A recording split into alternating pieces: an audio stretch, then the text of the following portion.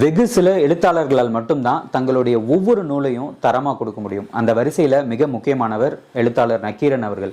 அவருடைய காடோடி ஆகட்டும், நீரெழுத்தாகட்டும், பாலரசியல் ஆகட்டும், பசுமை மல்லி ஆகட்டும், இப்போது இயற்கை, இப்படி ஒவ்வொரு நூலும் தரமான செய்கையை செய்யக்கூடியவை. இந்த நூல் இயற்கை பார்க்கறதுக்கு ரொம்ப அற்புதமாக இருக்கும். நீங்கள் நினைக்கிற மாதிரி இதை இயற்கையை ஆராதிப்பதை போன்றோ, இயற்கையை மெச்சிக்கொண்டு கவிதை பாடுவதை போன்ற நூல் கிடையாது.